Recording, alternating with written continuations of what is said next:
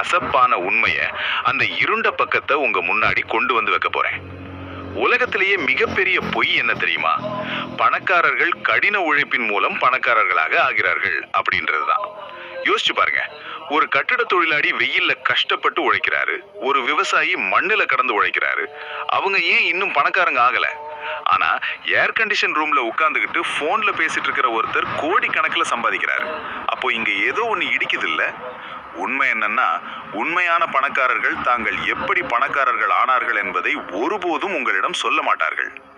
அவங்க உங்களுக்கு ஊக்கமூட்டும் உரைகளை வழங்குவார்கள், கடின உழைப்பை பற்றி பேசுவார்கள், அதிகாரை வழக்கத்தை பற்றி சொல்வார்கள். காலையில 5 மணிக்கு எந்திரிச்சா நீங்க பணக்காரன் ஆயிருக்கம்னு சொல்லுவாங்க. ஆனா அந்த செல்வத்திற்கான உண்மையான ரகசியத்தை, அந்த ஆழமான காரணத்தை அவங்க ஒருபோதும் உங்ககிட்ட பகிர்ந்து கொள்ள மாட்டார்கள். ஏன் தெரியுமா? ஏன்னா அது உங்களுக்கு தெரிஞ்சா நீங்களும் அவங்க இருக்கிற இடத்துக்கு வந்துருவீங்க. 500 வருஷத்துக்கு முன்னாடி ஒரு மனிதர் இந்த ரகசியங்களை எழுதினாரு. அவரோட பெயர் நிக்கோலோ மக்கியாவெல்லி.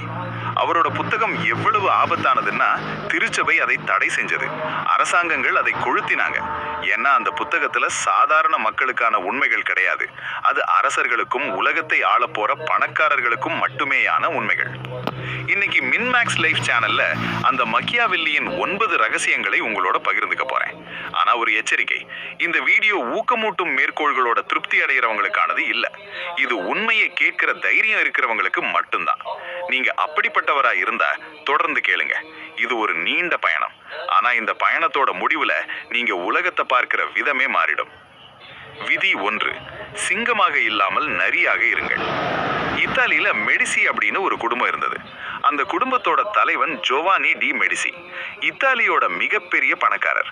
ஆனா அவரை நீங்க ரோட்ல பார்த்தா உங்களுக்கு எந்த யோசனையும் இருக்காது. சாதாரண உடை, சின்ன வீடு, ஆடம்பரம் கிடையாது. ஆனா உண்மை என்னன்னா, ஐரோப்பா முழுக்க இருக்கிற ராஜாக்கள் அவர்கிட்ட தான் கடன் வாங்கினாங்க. இங்க மக்கியாவெல்லி ஒரு முக்கியமான விதியை சொல்றாரு. சிங்கம் கண்ணுக்கு தெரியுது, அது கர்ஜிக்குது, அதனால அது வேட்டையாடப்படுது. ஆனா நரி கண்ணுக்கு தெரியாம புதருக்குள்ள இருக்கு, அதனால அது உயிர் வாழுது. இப்போ உங்களோட வாழ்க்கையை யோசிச்சு பாருங்க.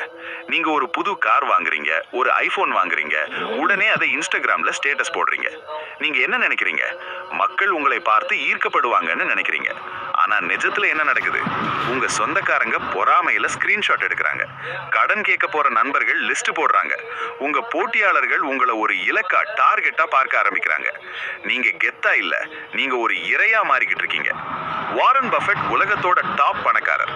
ஆனா அவர் இன்னைக்கும் 1958ல வாங்கின அதே சின்ன வீட்டுல தான் இருக்கிறாரு. இது கஞ்சத்தனம் இல்ல நண்பா, இது ஒரு உத்தி. நீங்க ஒரு சிங்கமா கர்ஜிக்கிறத நிறுத்திட்டு